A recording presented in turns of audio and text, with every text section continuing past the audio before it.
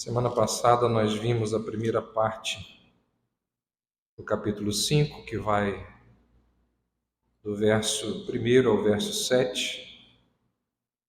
Hoje nós vamos ver a segunda parte, que inicia no verso 8, vai até o verso 20. Peço que você mantenha aí o texto aberto. Nós vamos direcionar a nossa atenção aos versos à medida que a gente for expondo o texto.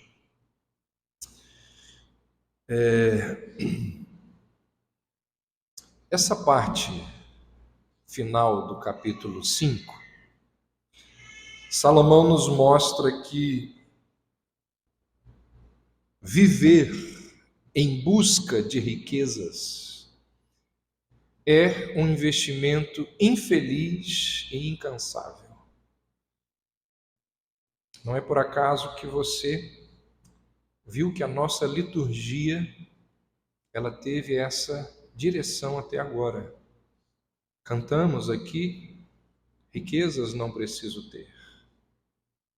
Dissemos que Jesus é o nosso bem maior. Vimos aquele texto, o pastor André leu aqui, onde Paulo faz exortação aos ricos, às pessoas abastadas que pensam que é a riqueza que dará a elas sentido para a vida.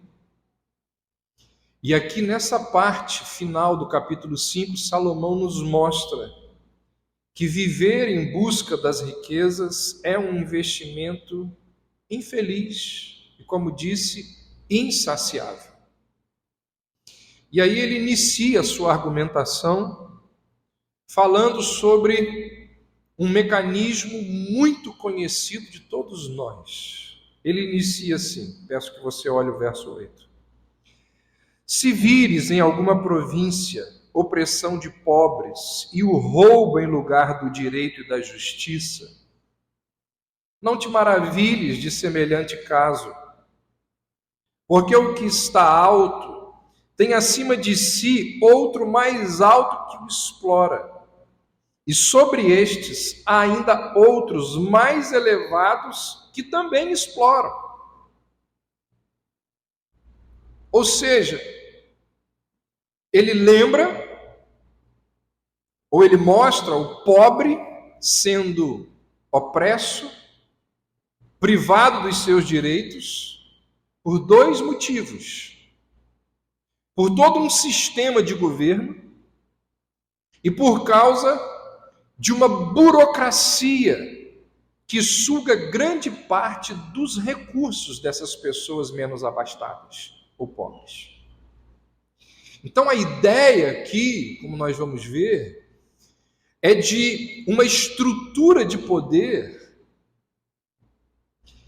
em que cada pessoa ou cada grupo que faz parte dessa estrutura de poder, movido por ganância, explora quem está abaixo de si naquela pirâmide social.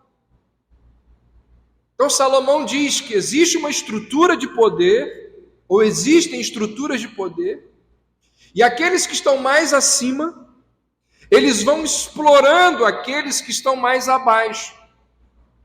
E lá no final dessa pirâmide social estão os pobres. E como não há ninguém abaixo dos pobres, não tem quem os pobres possam explorar. Só resta aos pobres serem explorados por todos aqueles que estão nos níveis superiores. Ele fala dessa estrutura que se repete ao longo da história em várias partes do mundo. Os pobres sustentando aqueles que estão lá em cima, e aqueles que estão mais acima sempre explorando aqueles que estão mais abaixo. E Salomão lembra de uma coisa muito interessante que a história mostra que é verdade. Os injustiçados, se eles tivessem condições, adivinham o que eles fariam? Injustiça. Aqueles que são injustiçados, se por acaso eles conseguissem ascender socialmente, se eles conseguissem crescer e chegar ao poder, aqueles que foram injustiçados durante muito tempo, quando chegassem no poder, adivinha o que eles fariam? Injustiça. Salomão lembra que os oprimidos, quando chegam ao poder, adivinha o que eles fazem? Eles oprimem.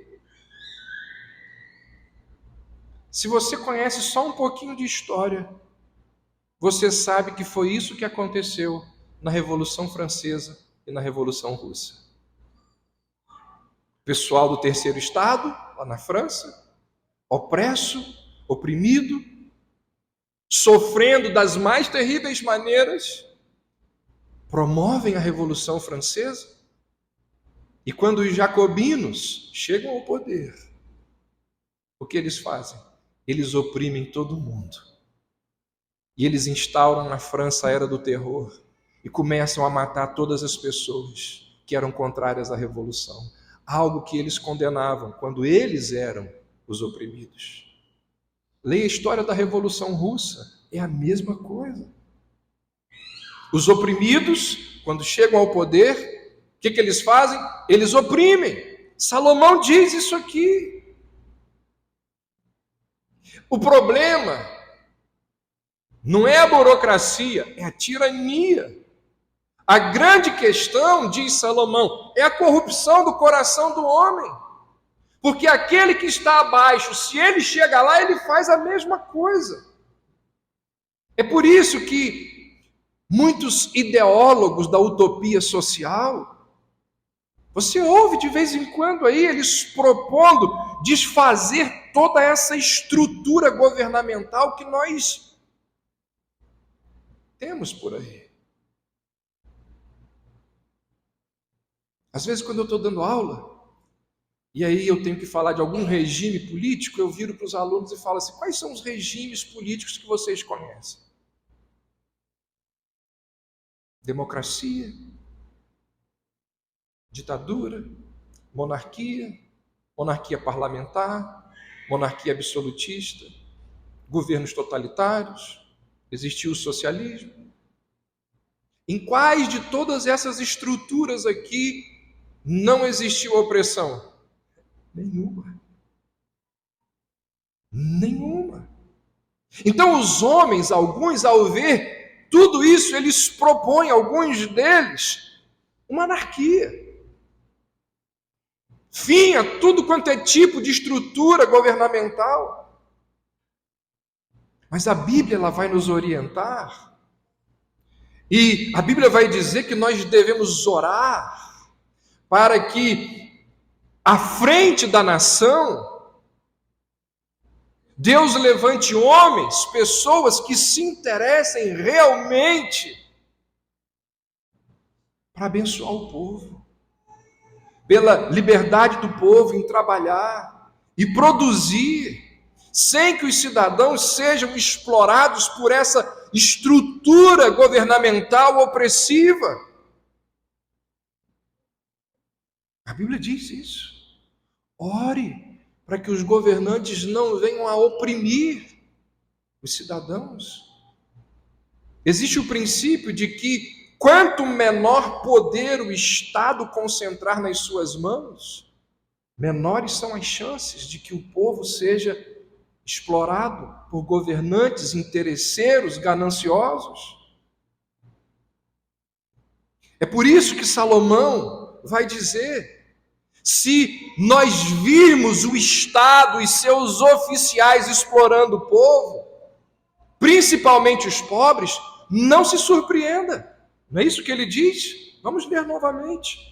Se vires em alguma província opressão de pobres e o roubo em lugar do direito da justiça, não te maravilhes de semelhante caso, porque o que está alto tem acima de si outro mais alto, que o explora, e sobre eles há ainda outros mais elevados que também exploram. E aí, logo na sequência, do verso 10, Salomão nos mostra o problema maior dessa ganância de um governo que explora o povo. É o mesmo problema que aflige cada um dos cidadãos que são explorados. Que problema é esse? O amor insaciável pelo dinheiro. Ele vai dizer no verso 10: quem ama o dinheiro, jamais dele se farta. E quem ama a abundância, nunca se farta da renda. Esse é o motivo pelo qual os governos oprimem. Esse é o motivo pelo qual patrões oprimem. Esse é o motivo porque quem está acima de algum lugar oprime aquele que está abaixo. E Salomão diz, olha, não importa quanto de dinheiro se tenha, as pessoas que vivem pelo dinheiro nunca se contentam. O primeiro bilionário do mundo, aquele empresário da área de petróleo chamado Rockefeller, primeiro homem a ter 1 bilhão no mundo foi ele. Uma vez perguntaram para ele, você sabe essa história? Muitos sabem. Quanto de dinheiro é suficiente? O que ele disse? Um pouco mais. Quanto de dinheiro é suficiente? Um pouco mais. Ou seja, mesmo se nós formos gratos pelo que nós temos, mesmo se formos agradecidos a Deus por aquilo que temos, muitas vezes nós pensamos ou ficamos pensando naquilo que nós não temos. Olha, eu sou agradecido, mas existe um negócio. Eu sou feliz que eu tenho 15 sandálias, mas eu queria aquela ali é diferente.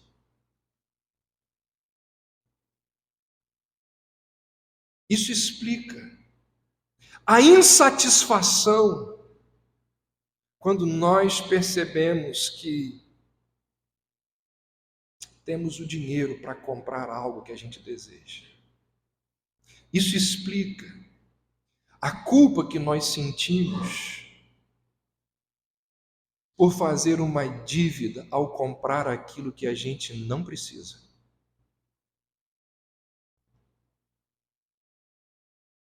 A gente não precisa, mas a gente compra. Por quê? Você não precisa daquele item, mas você compra. Porque como disse o Rockefeller, quanto que é suficiente? Um pouco mais.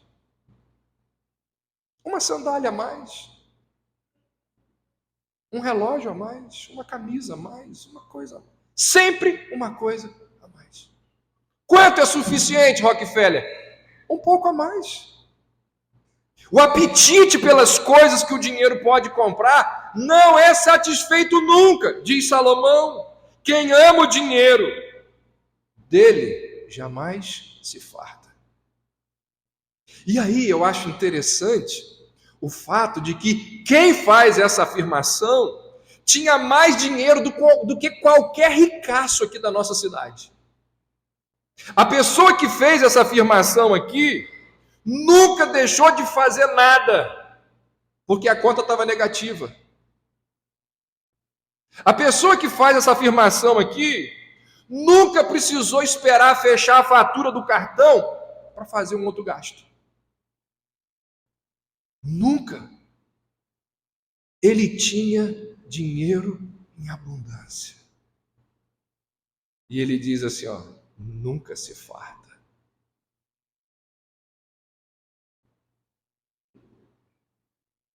E aí ele vai começar a dizer que esse estilo de vida não satisfaz. Eclesiastes está nos dando o sentido da vida. E nós já vimos aqui, já questionamos aqui, Salomão já abordou aqui inúmeras situações. E agora ele vai falar disso. Não satisfaz. O apetite pelas coisas que o dinheiro pode comprar nunca é satisfeito. Por que um pouco mais nunca satisfaz? Primeiro, porque quando as riquezas crescem, também cresce a intranquilidade daqueles que a possuem. É o que Salomão ensina aí no verso 12, através de um contraste. Olha aí. Doce é o sono do trabalhador, quer coma pouco, quer muito, mas a fartura do rico não o deixa dormir. Gente,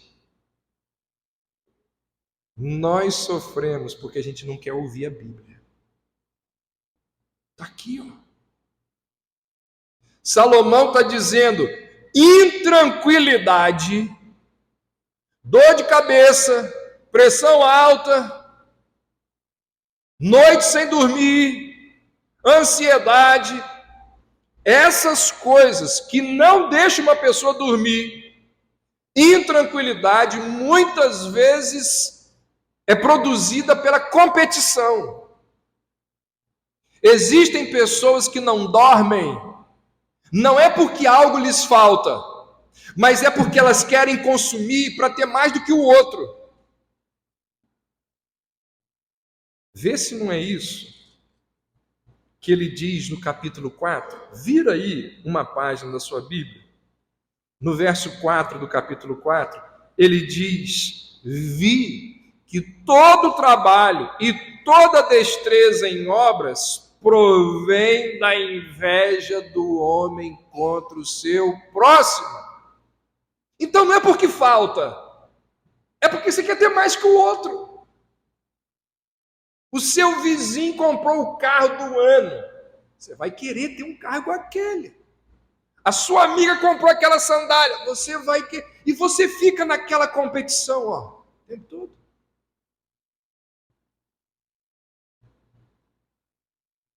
A menininha lá de 10 anos de idade, a amiguinha chegou na escola com uma garrafinha da Tupperware novinha. Mamãe, eu quero igual. Desde cedo vai sendo educada a competir, a querer ter mais que o outro. Salomão diz, isso é loucura. Intranquilidade que é gerada pela competição. Não apenas isso. Intranquilidade que é causada pelo medo de alguém apanhar aquilo que é seu. Porque quanto mais você acumula, com mais medo você fica de perder aquilo que foi acumulado. É o que ele diz aí no verso 11. Olha aí. Onde os bens se multiplicam, também se multiplicam os que deles comem. Que mais proveito, pois, têm os seus donos do que os verem com seus olhos?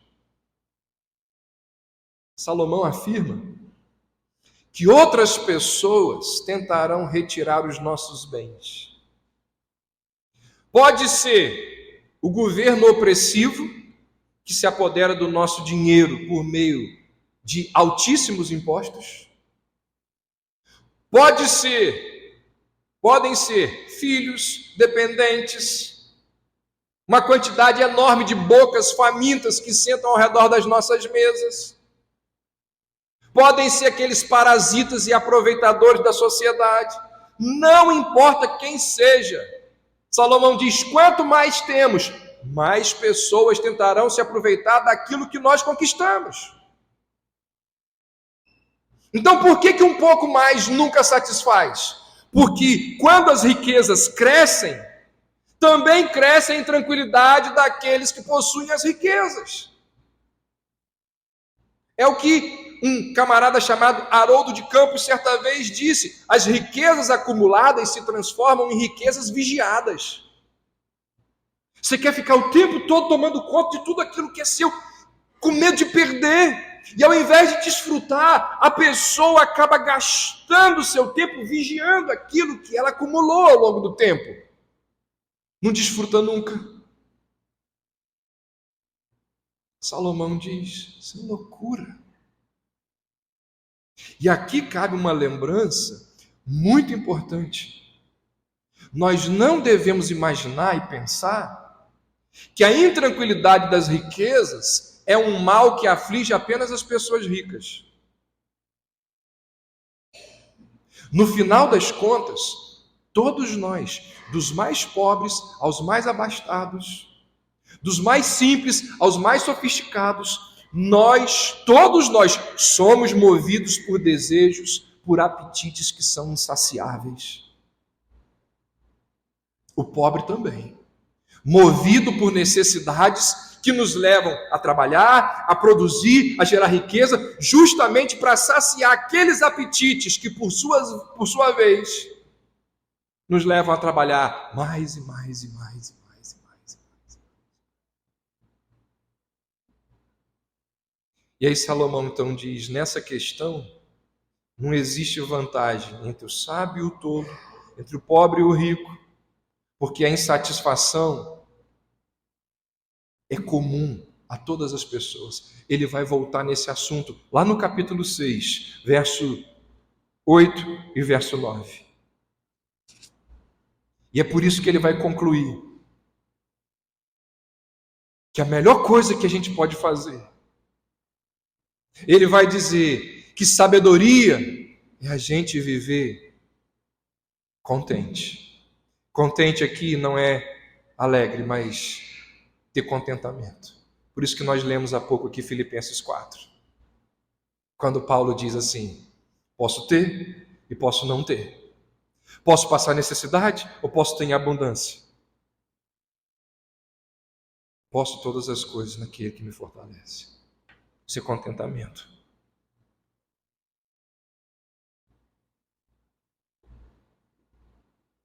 Por que um pouco mais nunca satisfaz? Primeiro, porque quando as riquezas crescem, também cresce a intranquilidade dos que a possuem. Segundo, porque a riqueza, ela pode existir hoje, mas ela pode desaparecer amanhã. Olha o que ele diz, verso 13. Grave mal vi debaixo do sol, as riquezas que seus donos guardam para o próprio dano. E se tais riquezas se perdem por qualquer má aventura, ao filho que gerou nada lhe fica na mão. Salomão fala aqui de um homem rico que tentou acumular riquezas, mas perdeu-as em algum investimento que ele não diz qual foi. A gente não sabe. Naqueles dias, às vezes alguém investia um dinheiro num navio que ia levar uma mercadoria ou que ia trazer uma mercadoria, botava ali um dinheiro alto, o navio naufragava, junto naufragava toda a riqueza daquela pessoa, o investimento que ela fez. A pessoa fazia um investimento numa caravana que ia ali com os seus camelos pelo deserto para pegar uma mercadoria longe. A pessoa ia lá, comprava a mercadoria, quando vinha trazendo, vinham os tuaregues, que eram os piratas do deserto, roubavam tudo, a pessoa perdia tudo. A gente não sabe no que esse homem aqui investiu e o investimento não trouxe retorno. Hoje em dia as pessoas investem, apostam nos bitcoins, fazem lá um investimento infeliz, injetam dinheiro em alguma coisa que elas acham que vai trazer algum retorno, mas aquilo dali não foi um bom negócio, trouxe um péssimo retorno. Sem que ninguém espere, há uma mudança no mercado, há uma crise mundial, e de repente tudo aquilo que você investiu em alguma coisa se perde. Perdi tudo, perdi grande parte do que eu tinha. Salomão diz, aconteceu com esse homem, perdeu.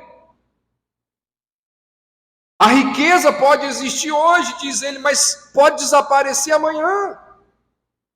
E pior, Esse homem mencionado por Salomão, qualquer que tenha sido a razão pela qual ele apostou e perdeu tudo, ele diz agora ele não deixou nada para os filhos. Existem vários textos bíblicos que exortam os pais a deixar uma herança para os seus filhos. Ou seja, quando a gente planeja o futuro, o nosso futuro financeiro, a gente deve pensar nos nossos filhos também. Pensar naquilo que nós vamos deixar para os nossos descendentes. E Salomão diz, olha, verso 14, as riquezas se perderam por qualquer má aventura, e ao filho que gerou, nada sobrou. Salomão chama isso, olha aí, de grande mal. Isso é um grande mal. Verso 13, grande mal vi. Só em pensar nisso ele diz, eu já fico doente. Por que um pouco mais nunca satisfaz? Porque a gente não pode levar o dinheiro com a gente depois que a gente morre. Eu ouvi isso quando eu tinha lá 8, 9 anos de idade. Eu sentava no banco da igreja, lá da Igreja Batista da Coroa, e eu ouvia os pregadores que lá estavam. Desde sempre eu ouço isso. Não é a primeira vez que você ouve isso. Mas a gente tem dificuldade de aprender isso. E Salomão vai dizer, olha aí verso 15, como saiu do ventre de sua mãe, assim nu voltará, indo-se como veio, e do seu trabalho nada poderá levar consigo. Também isto é grave mal, precisamente como veio, assim ele vai. E que proveito lhe vem de haver trabalhado para o vento? Essa linguagem que ele usa aqui é familiar, é muito parecida àquilo que Jó disse quando ele perdeu tudo que possuía. Jó virou e disse assim, nu saí do ventre de minha mãe, e nu voltarei. O Senhor deu, o Senhor tomou, bendito seja o nome do Senhor. Paulo disse algo muito parecido. Foi lido aqui, nada temos trazido para o mundo, nem coisa alguma podemos levar dele. Existe um ditado antigo, famoso, e muito negligenciado, que diz que carros funerários não têm reboque. Nós vamos sendo advertidos de tudo quanto é lado, ao longo de todas as escrituras, mas a gente não acredita nisso. E a gente sofre. Porque a gente caminha pela avareza, pelo caminho da avareza. Salomão diz, isso é loucura. Mesmo que não sejam perdidas em vida, Salomão diz, as riquezas serão deixadas para trás na morte. Do que adianta, então, passar a vida acumulando riquezas a um alto custo pessoal, somente para deixar tudo para trás no fim da vida? Você morre de uma hora para outra. Um infarto, um acidente. Fica tudo aí. Lutero disse uma vez, assim como abandonarei minhas riquezas quando eu morrer, eu as abandonarei enquanto estiver vivo. Por que nunca satisfaz? A gente não acredita nisso. Meus irmãos, nós estamos a caminho da eternidade. E no caminho da eternidade nós deveríamos levar pouca bagagem. Mas a gente não crê nisso, né? Salomão então resume as muitas razões pelas quais nós não devemos viver pelo dinheiro. No verso 17 ele diz: nas trevas comeu em todos os seus dias com muito enfado, com enfermidades e indignação.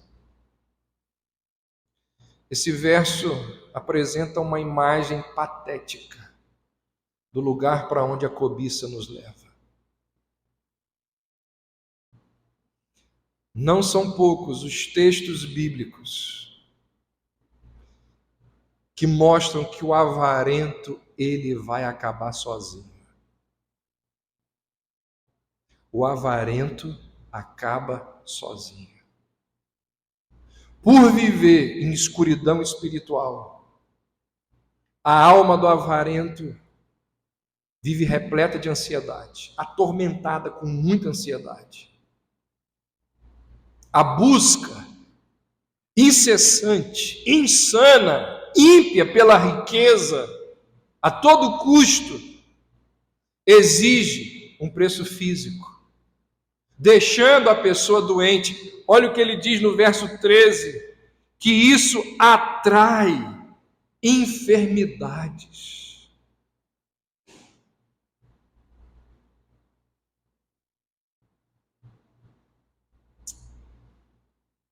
Eis aqui uma luta que dura a vida toda. Convencer as pessoas disso daqui. Diante de tudo isso, Salomão então nos convida, diante de tudo que ele veio falando até aqui, ele vai concluir o seu raciocínio nos convidando o leitor a buscar a satisfação somente em Deus. Olha o que ele diz, versos 18 e 19.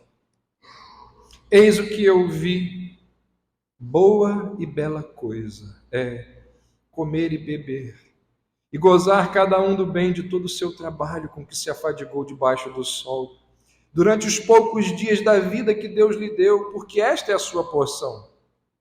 Quanto ao homem, a quem Deus conferiu riquezas e bens e lhe deu poder para deles comer, e receber a sua porção e gozar do seu trabalho, isto é dom de Deus.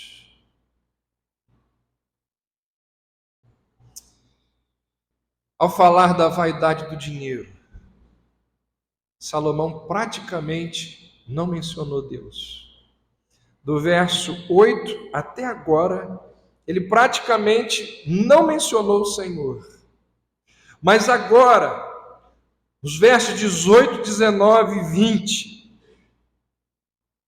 ele menciona o Senhor repetidas vezes.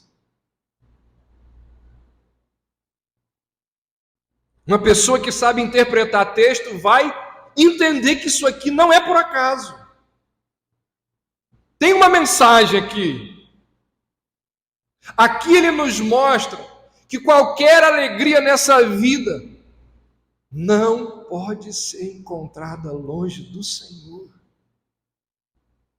Não pode. Salomão está dizendo, você pode ter o que você quiser, mas se você não incluir Deus nisso daí, a sua vida vai ser miserável, vai ser sem sentido. É inútil tentar desfrutar das dádivas e esquecer do doador. O que Salomão está dizendo com tudo isso aqui, gente? É o título da mensagem que você vê aí no seu esboço. A satisfação, ela é vendida separadamente.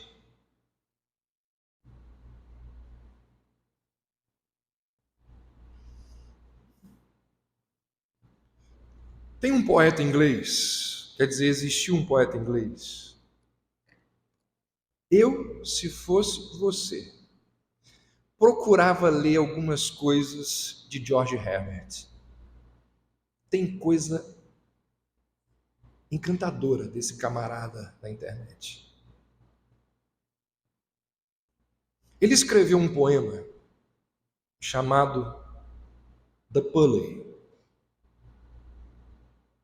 Ali ele fala do poder da alegria. E ele vai dizer mais ou menos o seguinte: quando Deus criou o homem, Deus criou o homem, e Deus apanhou ali o copo de bênçãos dele. Deus tinha um copo de bênçãos. E quando Deus criou o homem, Deus foi derramando o copo de bênçãos em cima do homem. Riqueza, beleza. Deus deu à raça humana muita beleza. Posso ver aqui na minha frente. Riqueza, beleza, sabedoria, honra, prazer, conforto. Deus foi despejando o copo assim, ó, de prazer, diz o poeta, de bênçãos, diz o poeta sobre o homem. E aí, quando estava acabando, Deus virou o copo. Tinha uma bênção que ficou lá. Deus não despejou tudo. Teve uma bênção que Deus não dispensou sobre o homem. Ficou lá no fundinho do poço, do copo. Que bênção era essa? Deus despejou todos, mas ficou umazinha ali. Que bênção era essa, diz o poeta? O descanso. A única dádiva que Deus decidiu não dar ao homem foi a satisfação, o descanso. E por que Deus não deu a satisfação e o descanso para o homem? O poeta coloca as seguintes palavras na boca do Criador, explicando por que ele não despejou a satisfação em cima do homem. Ele diz assim, Deus falando: se eu desse essa joia para minha criatura, ela adoraria as minhas dádivas ao invés de mim. Então, em amor e sabedoria, Deus decretou que nós poderíamos ser ricos e preocupados. Porque se Deus desse o descanso, nós não o buscaríamos. Então Deus decretou que nós ficaríamos ricos e preocupados, para que a nossa preocupação voltasse os nossos corações para Ele. Deus está dizendo assim: você pode ter tudo, você pode ter tudo, mas se você não tiver a mim, você nunca vai ficar satisfeito. Eu não te dou a satisfação, porque a satisfação você só vai encontrar em mim. A satisfação é vendida separadamente. Você pode ter tudo, filho. Se você não tiver o Senhor, vai continuar o buraco no seu coração. Salomão está nos ensinando aqui a fazer exatamente isso, a depender de Deus, ao invés de depender das dádivas que Deus nos dá. No verso 20, ele nos diz que a pessoa que aprende essa lição, olha o que Salomão diz: ela não se lembrará muitos dos dias da sua vida, porquanto Deus lhe enche o coração de alegria. Quem? Quem é que enche o coração do homem de alegria? Deus. Quando nós desfrutamos de Deus, nós experimentamos tanta alegria que nós nos esquecemos da vaidade curta que é essa vida, essa existência aqui. É o que ele encerra dizendo no verso 20. Existe um filme, alerta de spoiler. Existe um filme impressionante, ou talvez a palavra seja impactante. Mas eu já descobri lá que quando tem mais de um ano que o filme é lançado, a gente pode falar. A pessoa não viu, o problema dela. E esse filme aqui, ó,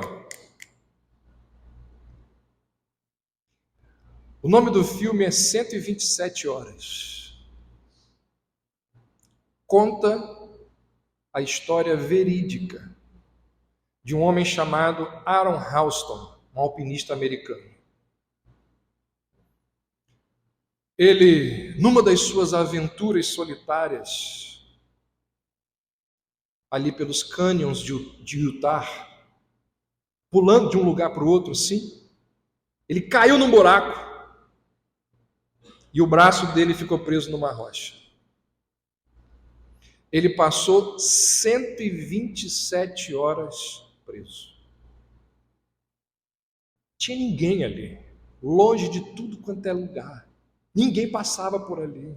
Isolado, fome, sede, em profundo desespero. Gritou para todo mundo, mas não tinha. Passavam as avezinhas lá em cima, assim, mas nada. E o braço preso. Chega um momento em que ele pensa numa hipótese improvável. Só tinha um jeito de sobreviver. Qual era? Cortar o braço. Não saía de jeito nenhum. Mas cortar o braço dói demais. Dói demais. E tudo que ele tem para cortar o braço é uma lâmina extremamente cega. Como que ele vai fazer isso? Como que eu vou cortar o osso com essa lâmina cega? As horas vão passando e ele vai percebendo que ou ele larga aquele peso morto ou ele morre. O que ele precisa fazer não é nada fácil. Não é nada simples. Cortar a carne dói. Cortar os ossos dói demais. E não é rápido.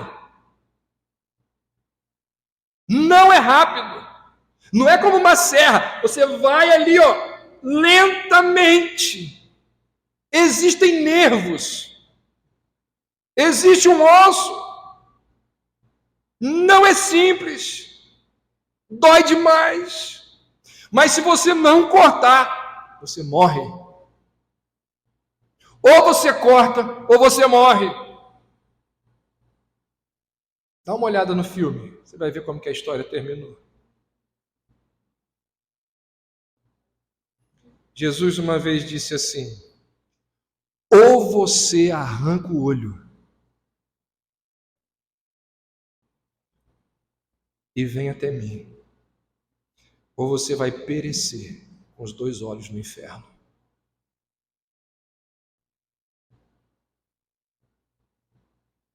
Se a tua mão te faz tropeçar, lembra disso? Corta fora. A Bíblia diz que uma vez um jovem muito rico, tão rico que ele entrou para a história sem ninguém saber o nome dele. Ele é conhecido como o jovem rico. Ele se encontrou com Jesus. E ele preferiu agarrar o peso morto. E o final da história do jovem rico diz que ele foi embora triste. Esse é o fim da história desse rapaz. Ele foi embora triste. Irmãos, na caminhada cristã, muitas vezes, o jeito da gente seguir em frente é deixando aquilo que nos prende. É cortando aquilo que nos prende. Dói cortar a carne. Mas se a gente não cortar, a gente vai acabar sozinho, desnutrido. Se você não estiver disposta a deixar as amarras, você vai perecer. Poucas coisas nesse mundo amarram e prendem tanto o nosso coração como o dinheiro. Dinheiro, dinheiro, mamon. O amor ao dinheiro fará você brigar com pessoas que você ama. O amor ao dinheiro fará você desgastar o seu coração. O amor ao dinheiro pode fazer você abandonar o seu Deus. É isso que você quer? Jesus nos alertou várias vezes acerca do perigo do dinheiro de tomar conta do nosso coração. Quando Jesus trata com o jovem rico, ele nos mostra como que alguém pode deixar a cobiça ser tão marcante a ponto de deixar de lado a bênção de andar com o próprio Cristo. A gente olha para a história desse jovem e pensa assim, como é que esse cara prefere o dinheiro ao invés de Jesus? Eu acho que você sabe como que ele preferiu o dinheiro ao invés de Jesus. E eu acho que você sabe.